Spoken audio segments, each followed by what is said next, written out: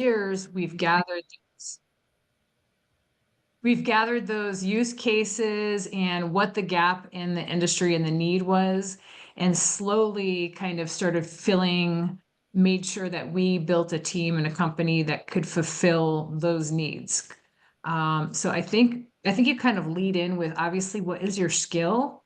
We don't, I'm not going to go and do an IT company because I don't know anything about IT, so I'm going to lead in with what my strengths are, build a team that supports those strengths, really always keep an open ear out for what the need is, and then slowly try to fill those needs.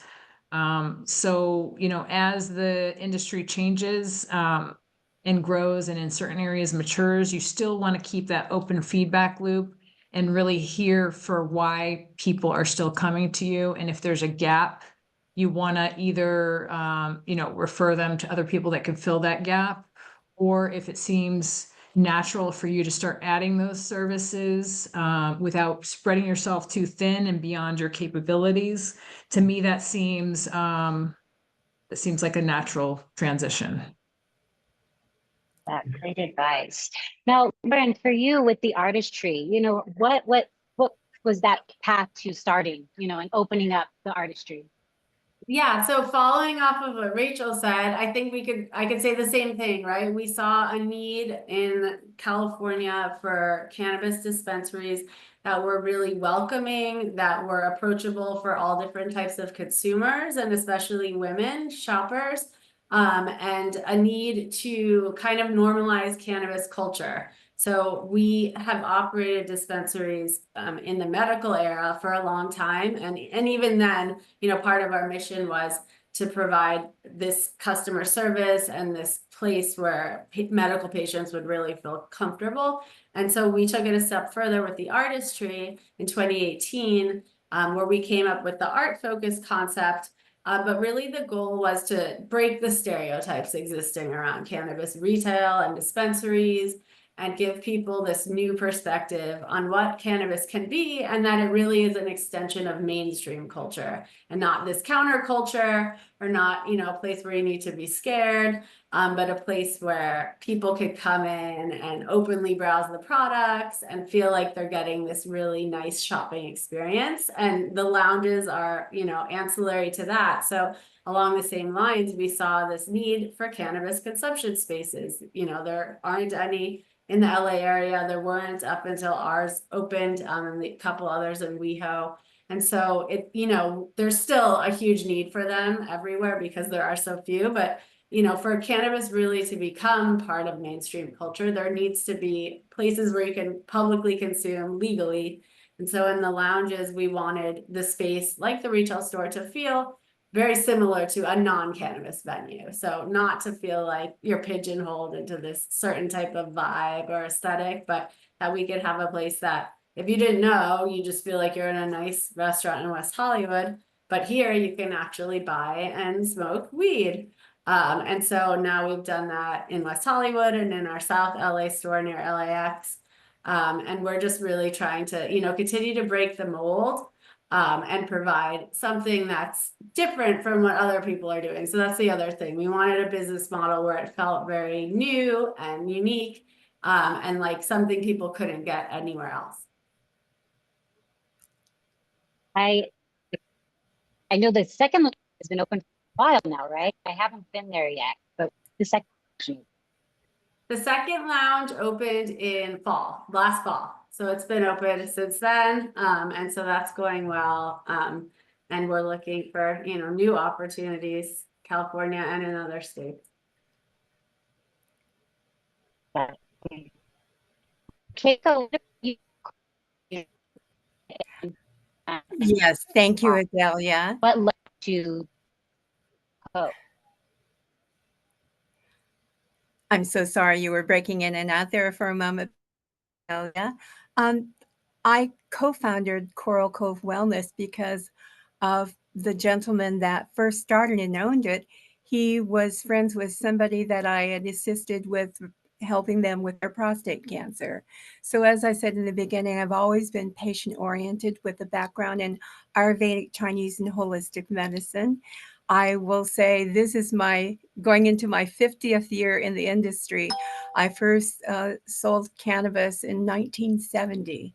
And through the years, I was underground and in different stages of it. I mean, I had regular jobs, but most of my jobs were something that I created myself. So I've always been an entrepreneurial spirit, and with an underground there in cannabis, working with patients.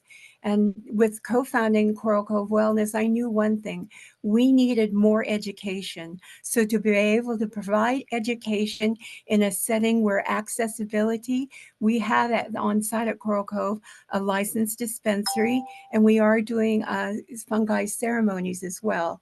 And myself, I have a lot of experience in microdosing. And I first started studying psychedelics in 1978 when I became a patient of Ram Dass. And now with the legalization in so many states with cannabis, it's wonderful to be able to reach out to patients and provide for them the information of wellness. And that's probably the most important thing to me right now, is making sure that patients have the education of different products out there. And Lauren, I've got to get up to LA to see the artistry. Thank you. I agree. So I changed devices. Is that better? Are we coming in stronger? We got this. Okay. You are so good. Got to keep pivoting. Well, thank you for that, Keiko. And again, it's exciting to see. I think we all still need to get over to the Coral Cove as well. I know I have to make that on my travel list of places. You know, Well, how about you, Adelia? Are you gonna talk about your journey as well and your pivoting? We want to give you the floor. Thank you. I was struggling how to figure out how do I tie myself into this. You know, again, a lot of the same things that each of you were saying. You know, with EventHi specifically, we found a need. We were, you know, prior to EventHi, I had a digital media company called Direct Cannabis Network. We were hosting B2B events. We got shut down on Eventbrite.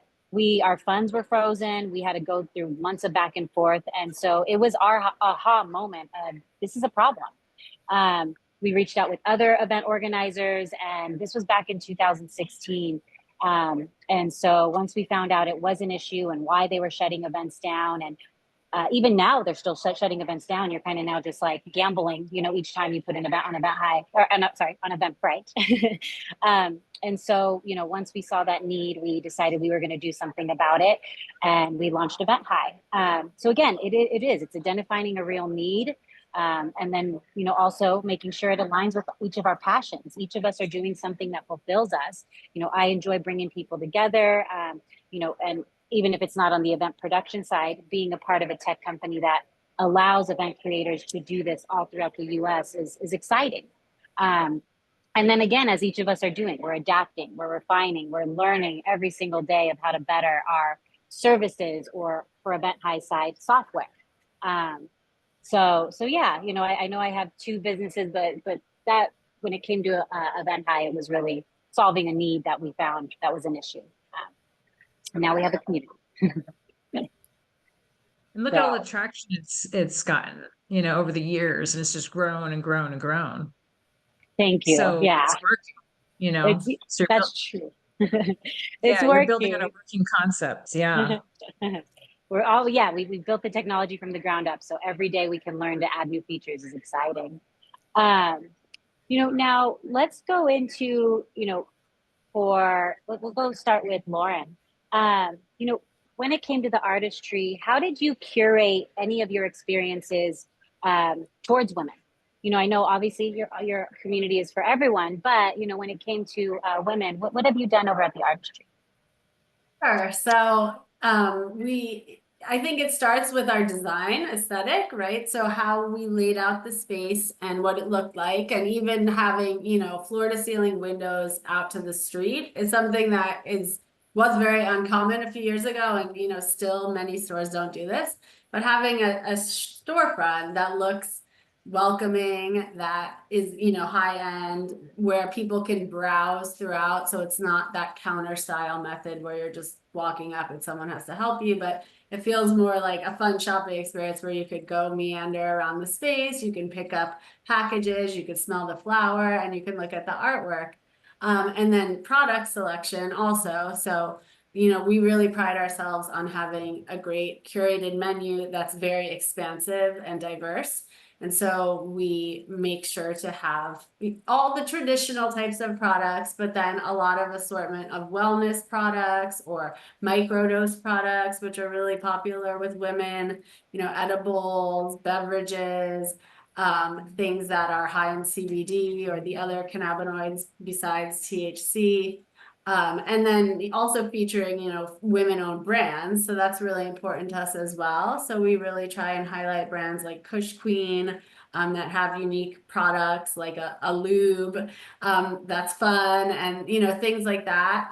Because, you know, I found that there are a lot of women that have been longtime cannabis consumers, but, you know, when adult use legalization came around, a lot of people that I knew really weren't regular consumers and were kind of scared and nervous about going into a shop or taking products, and, you know, they didn't want to be too high, or they just didn't really understand what all the options are. And now, you know, fortunately in the industry, there's so many different types of products and different ways to consume. So things that are, you know, really women gravitate towards too, like I mentioned, things that can be microdosed, or that, you know exactly what the effect is going to be. And then in the lounge too, we have a lot of events that are open to everybody, but, you know, kind of tailored more towards the female audience, like our high tea, which we just had this past Sunday, and we do once or twice a year. And it's such a fun event because it's like a high tea, you know, if you'd go to a nice hotel in LA, but obviously with the weed component, but we have all the fancy china and flowers and a violinist. And there's, you know, a lot of other events, sound baths, yoga, things like that we do in the lounges that, you know, are designed to, you know, appeal to women, as well as whoever else wants to attend. But we really wanted it to feel different than kind of like the stereotypical legacy cannabis business, which felt very masculine. And even like, you know, women that would be used for the marketing and things were kind of sexualized. And we wanted to get away from that and be, you know, this other view of what cannabis could be. That, I think that's good to hear about, you know, steering away from what we're used to, what we've seen all out the years of how they're marketing. I think you said it earlier, Lauren, of how women are you know, we're the ones that are making the purchases majority of the time. So again, it needs to market to us. We need to feel seen. We need to feel heard, you know, when we're shopping. You know, Rachel, with your business, you know, I want to kind of cater this question a little bit differently. You are working obviously with all different business owners. And, you know, what is the reality? Are you still seeing, is there an uptick in women businesses? Like, what does that landscape look like? And maybe like, what is some of the pain points that you're hearing from some of these women? I would definitely say like in more leadership positions. Well, okay, let me actually take a step back. It really depends on where you are geographically, right? We have a culture in Southern California. We have a culture in kind of central northern. We have a culture in New York. So like geographically, it's quite different because like obviously a lot, what I find in SoCal, it's very bro. And so it's very hard to find women in positions of leadership in the SoCal area. So I think geographically it completely varies, but I also think positions of leadership, I don't think I see as many women in leadership positions as should be in leadership positions. I always find in the companies that I'm working in, the people that are holding down the fort, that are kind of the unsung heroes of each one of the businesses, are the women. And so, for example, I work with, you know, a company, for example, and it's the women that I work with that are working side by side with me, talking to the agencies, making sure that some of these businesses actually don't collapse, to be honest with you. And I don't think the owners even know what's going on behind the scenes and how much that they have this female team behind them, really supporting them and making sure that they are doing what needs to be done to keep the businesses alive and thriving.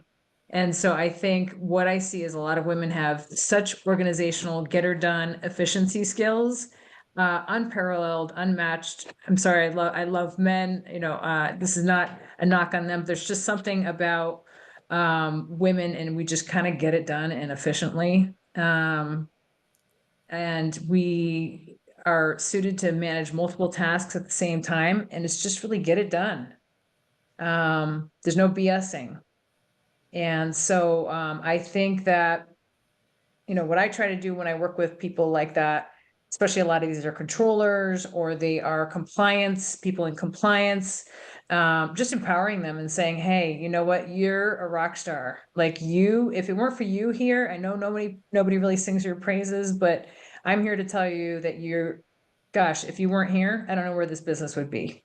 So I'm going to acknowledge you, And so that's kind of my part, and also trying to encourage women in those positions to just let them know how awesome they are and encourage them to go higher if that's what they want to do, And even within my own company, same thing.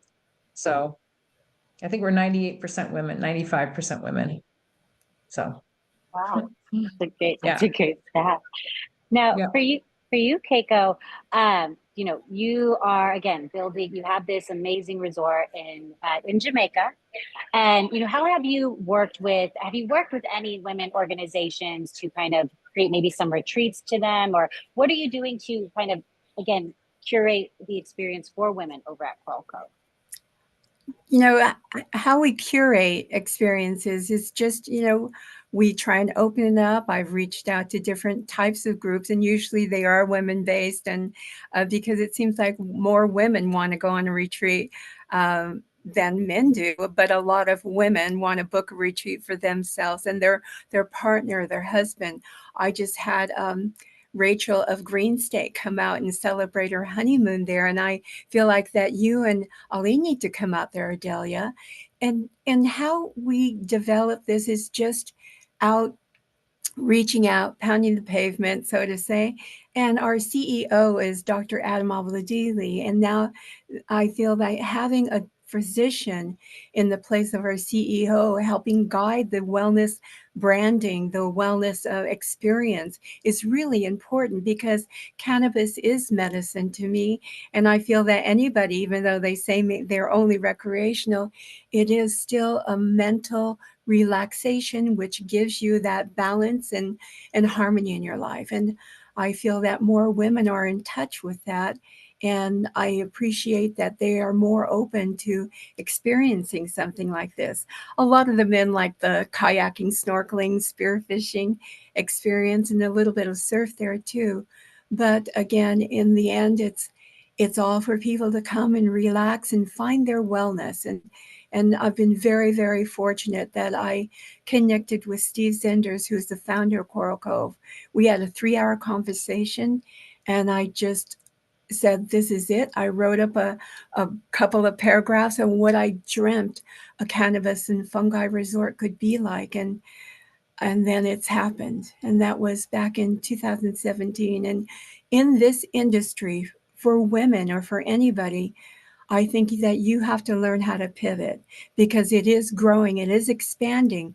And if I could share anything with anyone out there, man or woman, who wants to be in this industry and be regarded as, educate yourself and learn how to pivot and keep yourself open and to being kind in that transition of this industry, because this industry was started with compassion and empathy.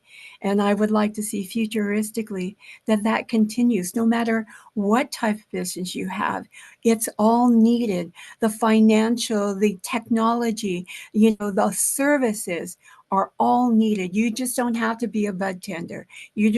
But you know what? number one, I give it up to the cultivators. Without them and people like Ed Rosenthal, we would not be where we are today in that level of progression of this industry. You know, just like farmers. And I believe that our country is nothing without that. Thank you for that reminder, Keiko. And you know, that question again, these questions have been outlined, but it's not to. All of our businesses are for all humans, you know, that are catered to this plant. We're not necessarily just focusing on women specifically. However, it is important that we are providing a space and giving women a seat at the table. So each of us, I think, are doing that in our own way. You know, outside of EventHi, I do have a company called Blunt Brunch, which again, that is more geared towards women. We do enjoy our allies being a part of it and supporting it. We have actually a co-ed event that we started launching. And, you know, for us, it's really just, again, intentional to highlight and make sure that we are having those tough conversations behind the scenes for us as women that we may not be able to have in front of our male counterparts, you know, or in front of our employees, because it might make us look weak, or they might think something's wrong with the business because of a challenge. So again, it's important that all of us are mindful of making sure we are listening to the women that are within our companies, that we are lifting women up into leadership roles as well. But now let's go into some of the more important questions. You know, so Lauren, what challenges have you seen, you know, being in this industry, and how did you overcome them? You know, more specifically, again, your challenges and pain points as a woman. Yeah, so I think what Rachel said was accurate. You know, there's different cultures. I'm in California. It's a, you know, legacy state in the sense that we've had cannabis here for a long time. And, you know, the original dispensary operators were primarily men. And I used to have an edible business, so I would actually go and do sales, just going to, you know, cold calling all the dispensaries in the LA area, walking in. And I do feel like, you know, sometimes the men who are the owners and the managers weren't necessarily taking me seriously, or didn't realize I was the owner of the business and thought I was just, you know, the salesperson.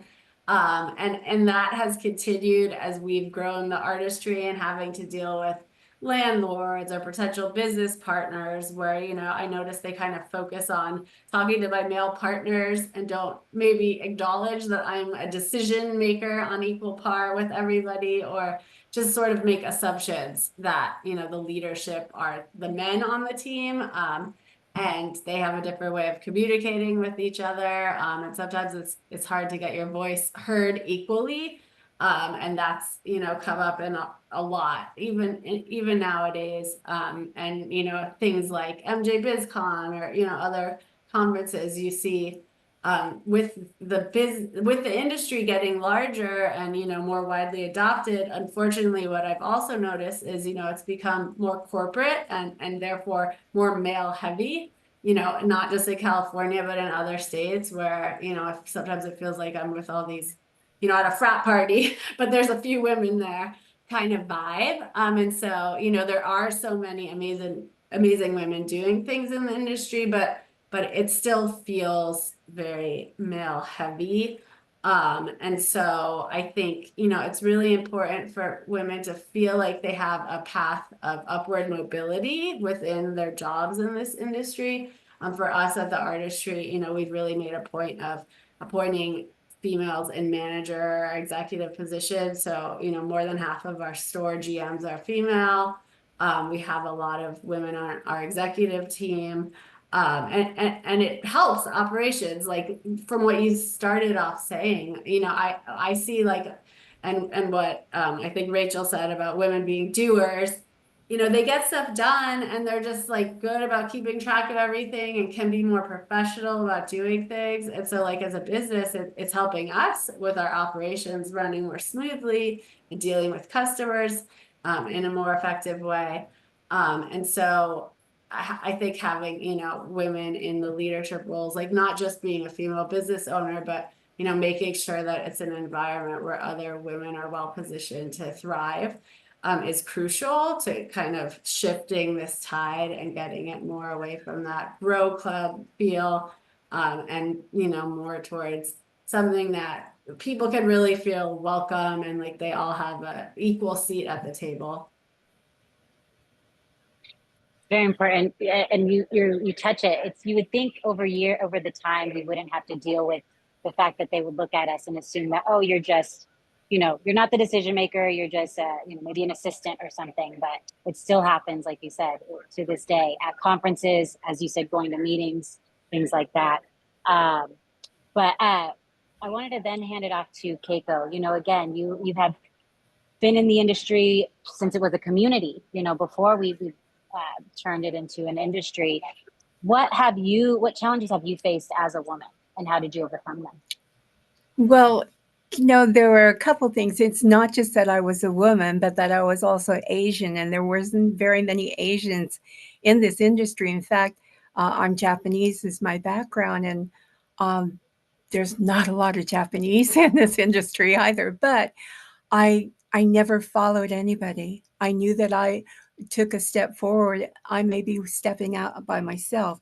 And how I feel this transpires in this industry, being in it for many decades now, is being open to changes and being open to learning and being open to finding out what people's needs and wants are with natural plant-based medicine, and always noting that guided me just mentally. I mean, I have a degree in business with a minor in music and film. So I never thought I would be in this type of industry. I always thought I'd be underground. And it wasn't until like 20 years ago I started to really see a change. Just like Lauren, I had an edible company, and going into these volatile dispensaries at that time, I had to put on my big girl panties and go in there and just, say, I knew what I had was good medicine. But to get through that doorway of men, was difficult at times, but I didn't see it being Asian. I didn't see it being a woman. I just saw it as being an individual that had a passion and a purpose. And when you have that focus on yourself, you can do anything. And when you find other people who share that kinship with you, you latch on to them as your friend, as your companion, as your partners in this growth and consciousness. And that's what I think it is. You connecting with the right people that really resonate, that type of mentality and that spirit of entrepreneurship. Any door will open for you if you have that mindset. There are those that are out there who are out there for maybe no good. And I will say I've had many partners in the past, and they were in the past. But what it did, it taught me the lessons for the future. And that's what has allowed me to continue to be here after all these years. And I still want to work as hard as I can to welcome in anybody who wants to be a part of this industry. I am excited to be on this panel with you ladies, because even I'm learning so much. So I'm hopeful and getting inspired again, just with everything that we're doing. Now, Rachel, same thing, what are the challenges that you have faced, and just any tips that you have learned from going through them?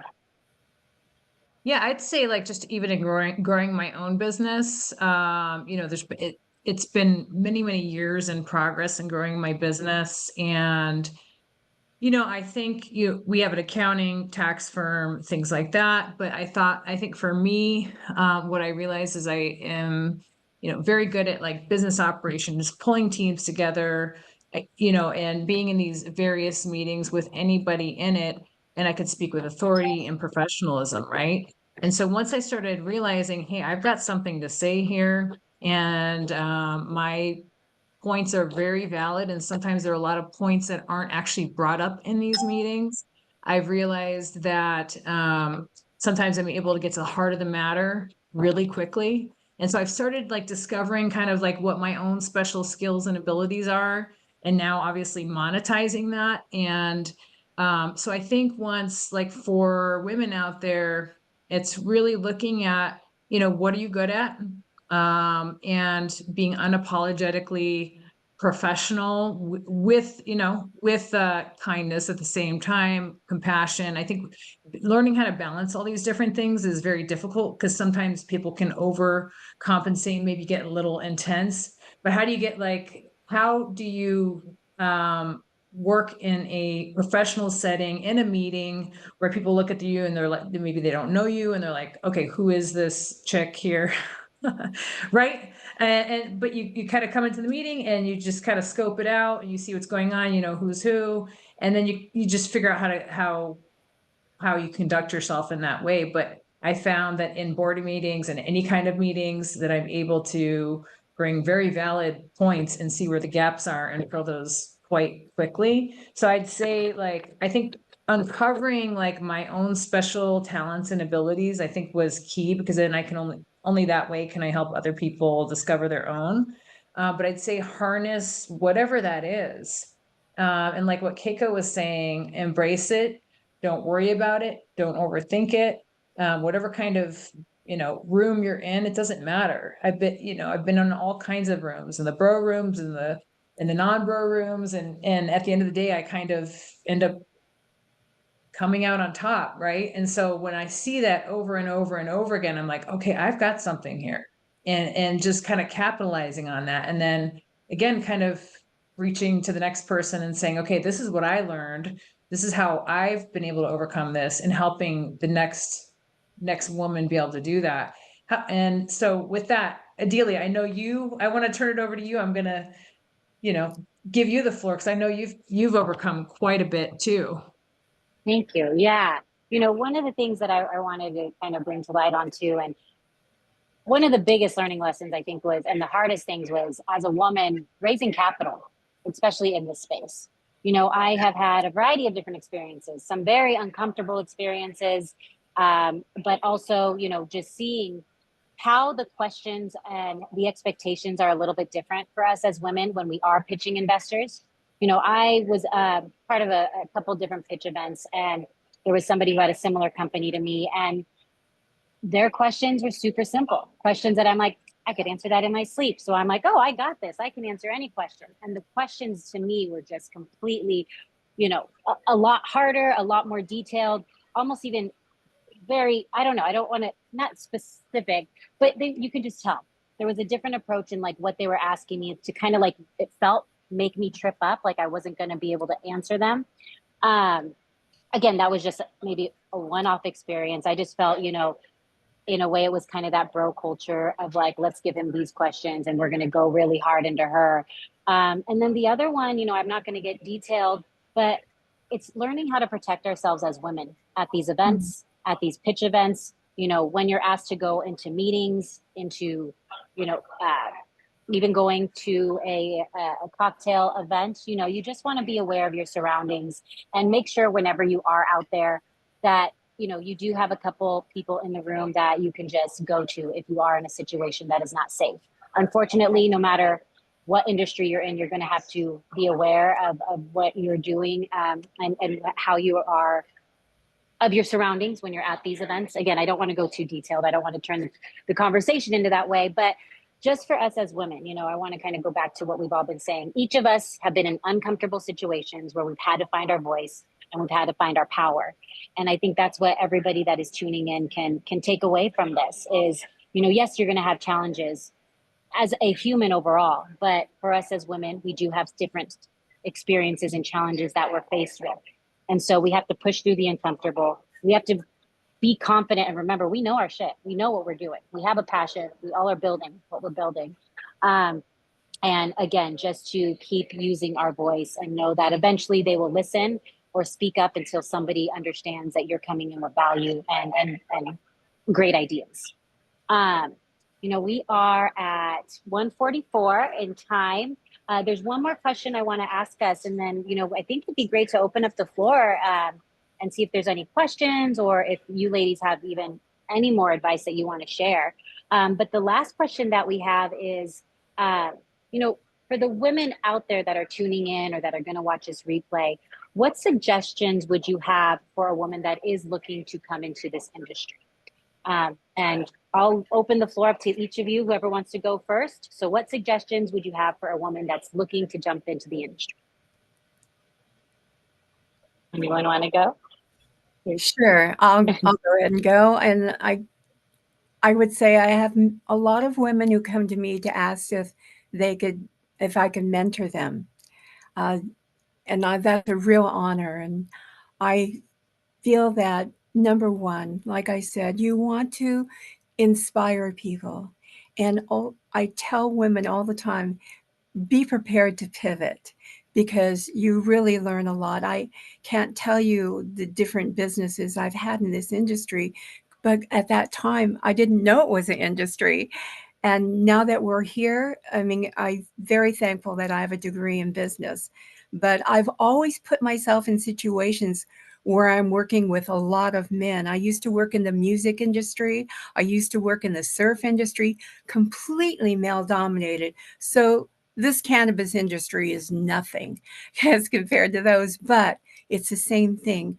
You know who you are. If you believe in yourself, your worth is everything. It can take you through all those uncomfortable moments, because at night when you're home alone within yourself, you can regain your strength and your mental vitality of tapping into who you are and really stay close to your purpose in life. And if something here in this industry is calling you, don't deny it. Go ahead, go forward. And like I did for many years, I jumped in feet first. I didn't know what I was going to do. I didn't know it was an industry. But for Lauren and Rachel and Adelia, your skill set has brought you to where you are now. And you have the capability of reaching out and making this journey a worthwhile journey. And I don't feel like I'm working every day of the week. I never feel like that now. And it's because I feel like I'm happy and I'm blessed. And I want you to all find that same level of work. And you deserve it. Believe in yourself.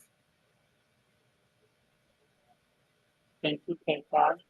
Lauren, I saw you unmuted in the beginning. You want to take it away? Sure, yeah, a few things. So one, this industry there's so many possibilities now, right? So I think women might not realize like there's a million different pathways within cannabis, as we're all a testament to. We're all doing, very different things. And then even within our organization, there's accounting roles, marketing, purchasing, not just dealing with customers and being a bartender, but there could be so many different ways that you could be part of the industry. You could be doing our community benefits efforts. That's a huge component of what we do. So, find the area that really calls to you. And I think your point about mentorship was great. I think that finding a female mentor could be really helpful to kind of, get more insight into the industry, to get guidance on what you can do to hopefully advance, but that there's just so many opportunities out there. So I didn't set out to be in cannabis. It sounds like Keiko and maybe some of you as well. It kind of found me. I was a corporate attorney, then I did an edible business, and so there's so many, you never know where life will take you. So definitely the pivot advice is great, but just be open, to different possibilities.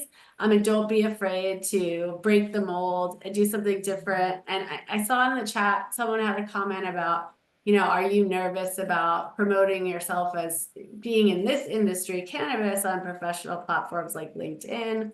And I think we really have to own it, that this is a very legitimate business to be in at this point in time. And yes, there's still a stigma. There's still people that don't approve of it. But there's no reason why, being chief compliance officer of this company for me is any less than being chief compliance officer of any other type of business, where we are. And so I think it's important for us also to, really own that, we're part of this huge movement. It's such an amazing community to be a part of in cannabis. There's, the medicinal aspect of it that Keiko touched on a lot, which, is really near and dear to me as well. But, just own this, that this is really going to become more and more part of mainstream culture. You know, we're coming after the alcohol industry. And so I think, you know, never to be ashamed, be proud to be part of it, and just try and be creative and think of, you know, what you could do to really further that wide stream acceptance.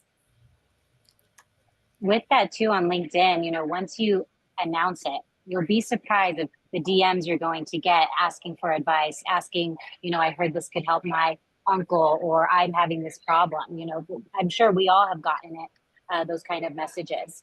But I definitely want to give Rachel a chance to answer that question as well. What suggestions do you have for women looking to join the industry? Definitely. So first, recognizing that the industry is full of innovators. I absolutely love the industry. When people ask me, you know, maybe we should diversify the firm, we should go out into other industries. I say, I can't imagine what other industries I'd like to serve. I've served manufacturing, all different kinds. I've never found the innovators, the love, to be honest with you, but also the struggles. And this industry will make you very, very, very resilient, or break you. And some people just leave, you know? So I think you find your inner strength.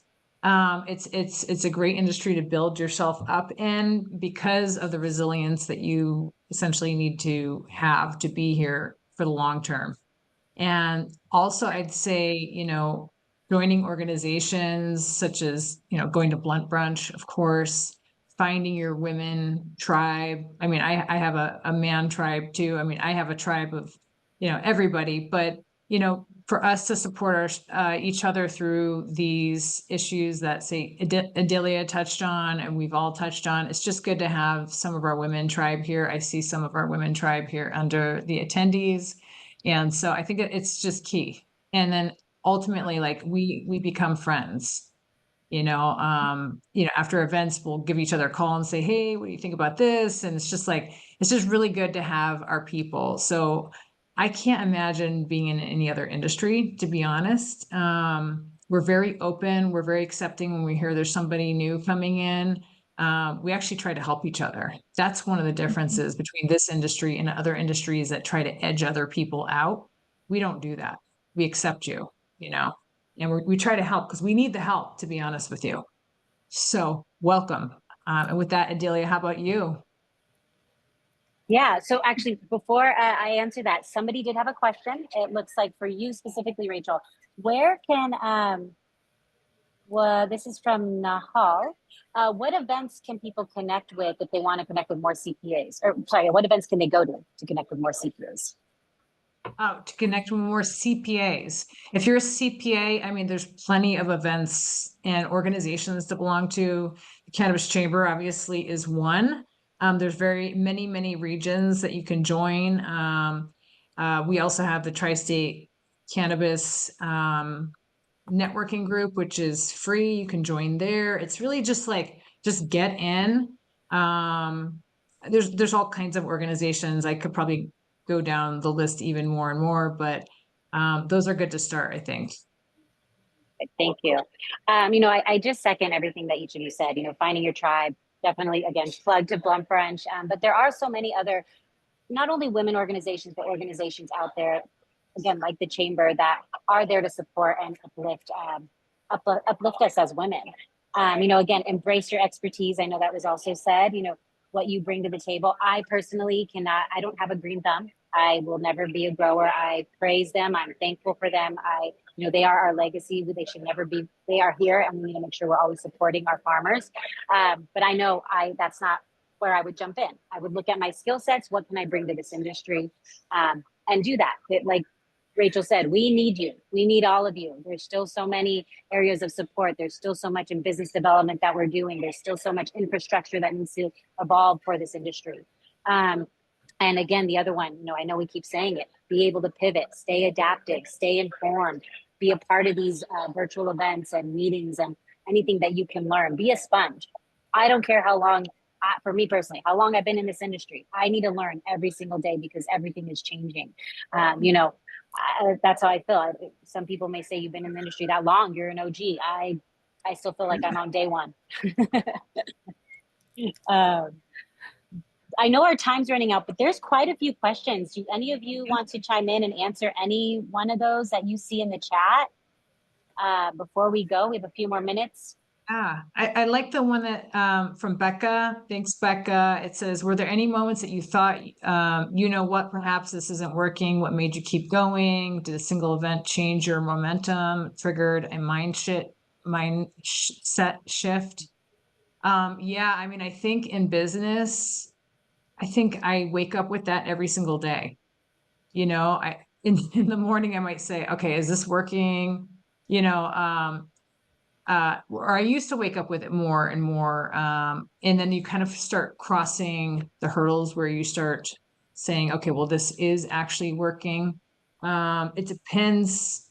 Like, you just have to make sure that you're on the right path, first of all, doing everything you can. I think networking, again, having your tribe around you, having your network around you to support you, finding out what they're going through, that's going to help propel you over those hurdles.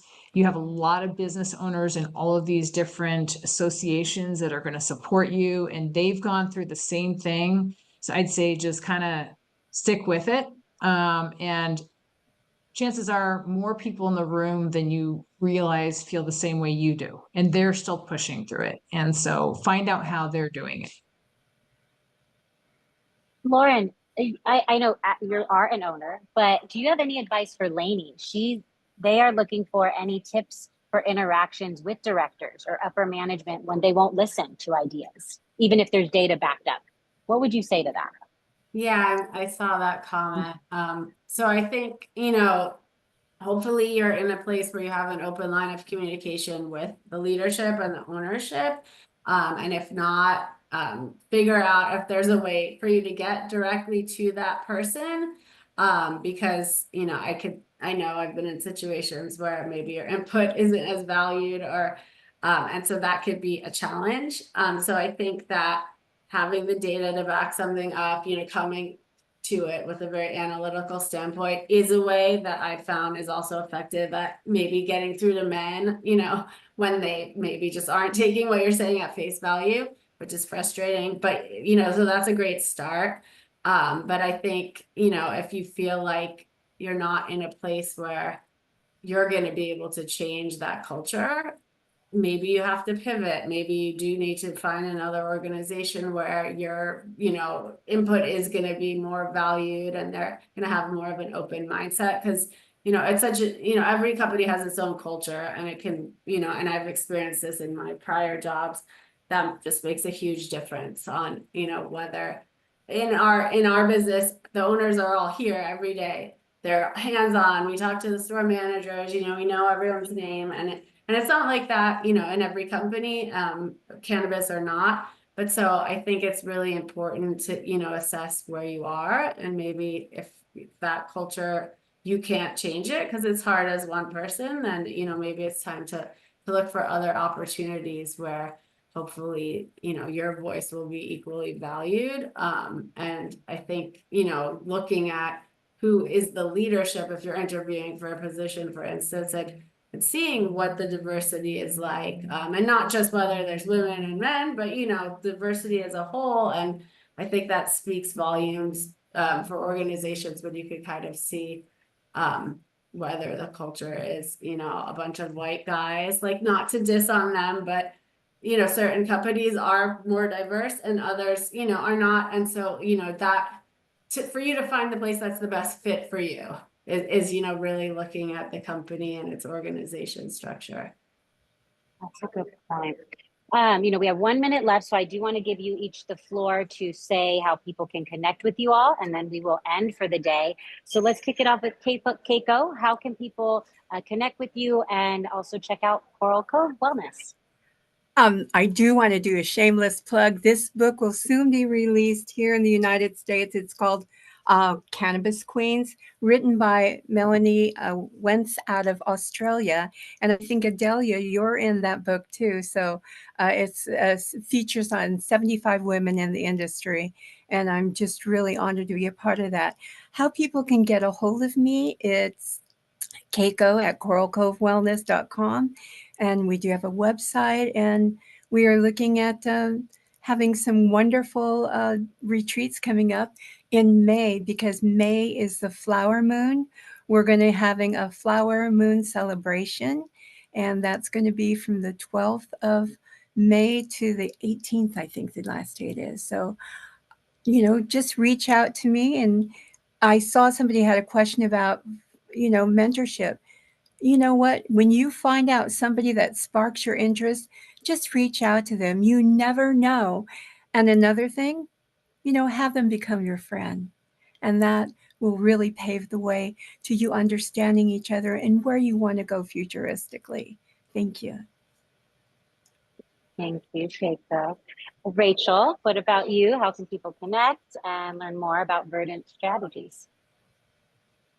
Sure. Rachel Wright, Wright on LinkedIn. And you'll find us at Verdant Strategies and 420 CPA. Thank you. Thank you. And Lauren, of course, pass the floor to you. Yeah, so, I welcome anybody who wants to reach out if they have questions, comments. Feel free to email me directly. Our website's theartistry.com, and my email is really easy. It's lauren@theartistry.com. And, I'm always willing to talk to anybody if they have questions about anything cannabis related. It doesn't have to be about our company specifically. And you could also find me on LinkedIn.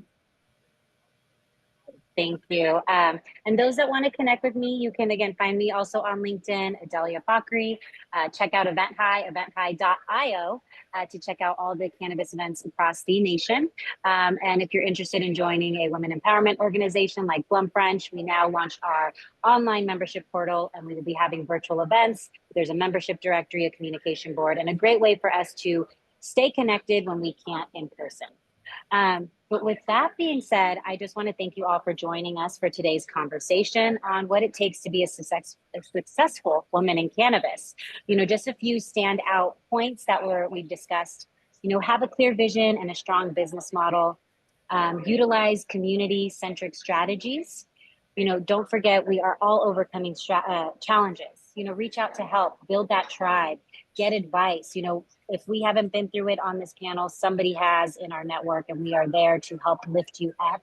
And then going into that, all of us are, have strived and pushed in this conversation, cultivate a support network that you can call, that you can text. Again, we've all been through so many different things being in this industry. And yes, it's a lot of fun, but I think we all are very strong and a lot stronger that, from all that we've learned just being in this industry over the years. So again, stay adaptive and keep learning. So as we wrap up, remember that your journey in cannabis is just as unique as your personal story, and just keep pushing boundaries. And thank you, ladies. Thank you, Cannabis Chamber of Commerce, for letting us take over today. Thank you for our moderator. Thank you, Adelia. Thank you, Chris. Yes, thank you, everyone. Thank you, Lauren, Thank you. Rachel, and Adelia. Thank you all. Yes. Thank you.